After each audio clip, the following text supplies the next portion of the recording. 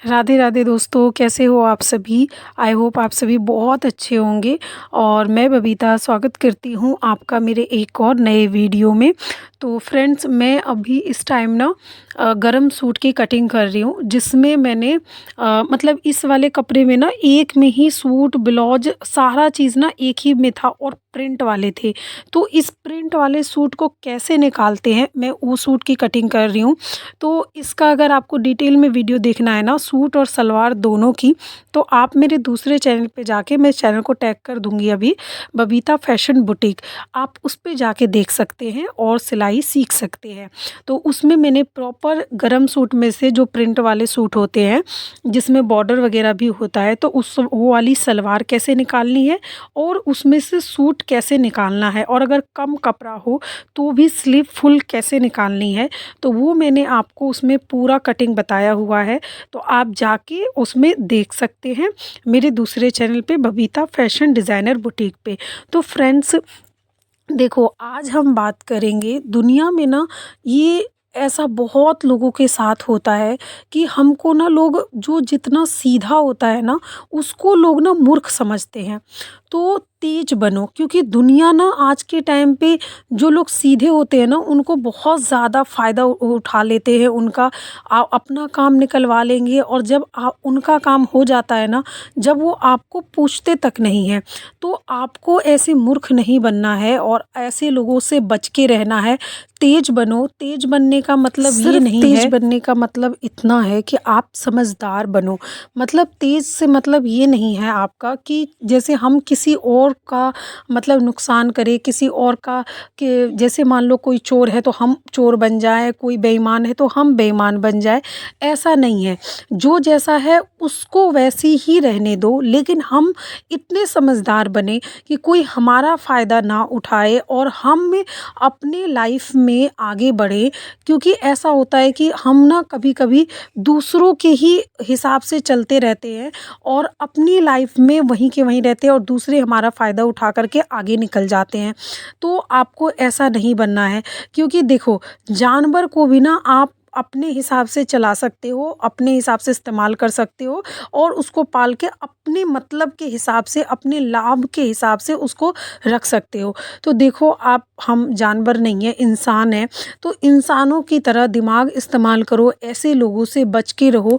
आज मैं आपको ऐसे लोगों से बचने के 7 तरीके बताऊंगी, जिसमें से अगर आपने उनको फॉलो करा तो आप तेज बनेंगे और आपकी ज़िंदगी से जो सीधापन है ना वो बिल्कुल दूर हो जाएगा। आपने सुना होगा फ्रेंड्स कि जितना सीधा जंगल में पेड़ होता है ना, उसको ही सबसे पहले काटा जाता है। तो आपको ना सीधा नहीं बनना है, क्योंकि सीधा बनने वाले लोग को ना आज के टाइम पे सब बिल्कुल मूर्ख कहा जाता है। तो आपको सीधा नहीं बनना है। कई बार ऐसा होता है हमारी लाइफ में कि कुछ लोग ऐसे होते हैं ना, जो जब उनको काम पड़ेगा ना तो आपको से बहुत आपका मतलब आपसे मतलब रखेंगे, आपसे बहुत अच्छे से बोलेंगे, और अपना काम उनका जैसे ही निकल जाएगा वो आपको पूछेंगे तक नहीं। तो ऐसे लोगों से बच के रहना है। कई बार ऐसा भी होता है कि कई मतलब लोग जो ऐसे होते हैं ना कि जानबूझ के आपको पोक करते हैं, जानबूझ करके आपको ऐसी कुछ बातें पूछेंगे जो जो जिससे ना आपको गुस्सा आए और आप और ज़्यादा परेशान हो। तो वो उन लोगों का ना काम होता है परेशान करना आपको, आपकी लाइफ में टेंशन देना। तो आपको ऐसे लोगों की बातों को बिल्कुल इग्नोर करना है। आपको हंस के जवाब देना है, ताकि उनको ये लगे कि आपको ना उनकी बातों का कोई फ़र्क ही नहीं पड़ता है। और जब उनको लगेगा आपकी बातों का उनको कोई फ़र्क नहीं पड़ रहा है, तो वो अपने आप ही आपको टेंशन देना छोड़ देंगे। क्योंकि आज के टाइम पे ना, जितना कोई किसी के दुख से दुखी नहीं है ना, उतना दूसरों को सुखी देख के लोग दुखी होते हैं। तो अगर आप चाहते हैं कि उनको, आप उनसे बदला लेना चाहते हैं कि अगर वो हमें मतलब हमको दुख देख के वो खुश हो रहे हैं, तो आप खुश रहिए। आप अपनी परिस्थितियाँ कैसी भी हो, आप उसमें खुश रहिए, और उनको मत बिल्कुल भी जानने दीजिए कि क्या प्रॉब्लम है। क्योंकि आज के टाइम में ना सिर्फ़ और सिर्फ अपनी फैमिली ही साथ देती है, बाहर वाला कोई भी साथ नहीं देता है। और बच के रहिए ऐसे लोगों से, थोड़ा-सा समझदार बनिए।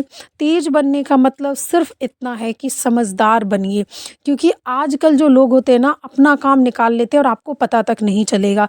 तो मैं आज आपको बताऊँगी कि तेज़ किस तरीके से बना जाए, जिस तरीके से आप ना अपनी ज़िंदगी में समझदार बनें और ऐसे लोगों से बच के रहें। तो सबसे पहला जो वो है ना फ्रेंड्स, कि खुद पे भरोसा रखो।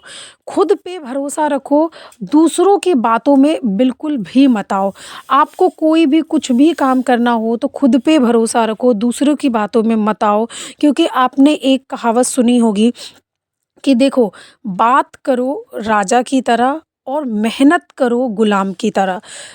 काम करो काम करो मज़दूरों की तरह और तेवर रखो बादशाह की तरह।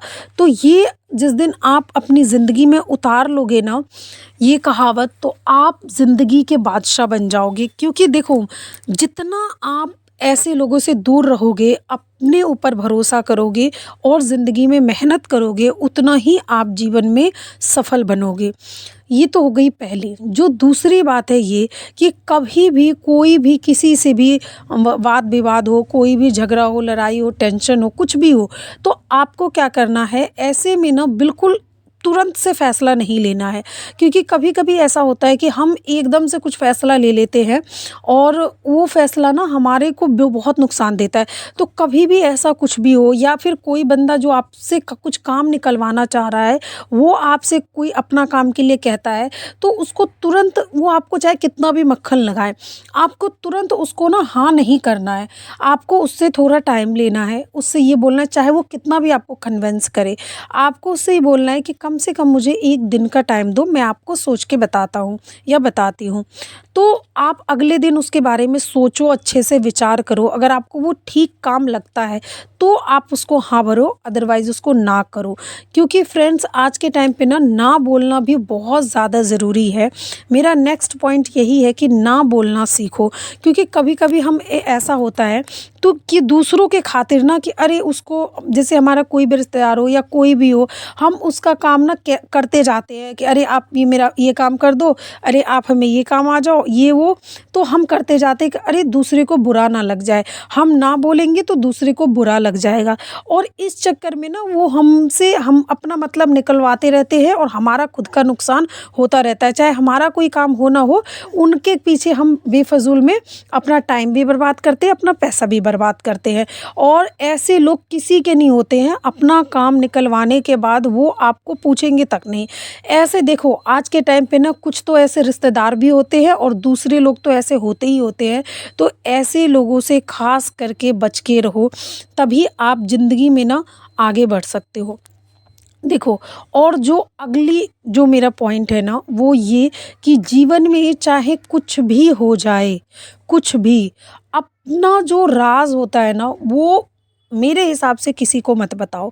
क्योंकि ऐसा होता है कि जब ऐसे लोग को, जो मीठी-मीठी लोग बातें करते हैं ना, आप कुछ भी, या राज़ हो या फिर कोई प्लान हो, जैसे कोई आप बिज़नेस करना चाहते हो या फिर कुछ भी आप काम करना चाह रहे हो, तो अपना जो है ना किसी को भी मत बताओ। अगर आपको शायद ही कोई ऐसा लगता है कि हाँ 100% आप उसके ऊपर विश्वास करते हो, आपने उसे मतलब परख रखा है कि हाँ ये तो मेरा साथ देने वाला ही व्यक्ति है, तो आप बता सकते हो। अदरवाइज़ सबको मत बताओ। क्योंकि कभी-कभी ऐसा होता है कि किसी को ना हमारी खुशी, हमारी तरक्की नहीं देखा जाता है, तो वो फिर हमारे प्रति ना नेगेटिव चीज़ साबित हो जाती है, वो काम बिगड़ना ही बिगड़ना है। तो कभी किसी को अपने प्लान के बारे में, अपने बिज़नेस के जो आप स्टार्ट करना चाहते हो, कुछ नया करना चाहते हो, या कोई अपना राज़ हो गया, आप मत बताओ। अगर आप जीवन में आगे बढ़ना चाहते हो और खुशी-खुशी अपना जीवन रखना चाहते हो। और जो अगली बात है ना, चौथी बात, वो ये कि आपको अपना जीवन अपने हिसाब से जीना है, दूसरों के हिसाब से नहीं। दूसरे क्या कहेंगे, इस सवाल में ना कई कई लोग अपनी ज़िंदगी ख़राब कर लेते हैं कि अरे वो क्या कहेगा, मतलब 4 लोग क्या कहेंगे। कोई किसी को कुछ नहीं कहता, 2 दिन कोई चीज़ की भी बात होती है, चौथे दिन सब भूल जाते हैं। अगर आपको लगता है किसी भी काम में, कोई भी डिसीजन में, लाइफ का डिसीजन हो या फिर बिज़नेस का डिसीजन हो, कुछ भी हो, अगर आप 100% श्योर हो, पहले सोच विचार कर लो और आपको लगता है कि आप सही हो, तो आप वो डिसीजन लो।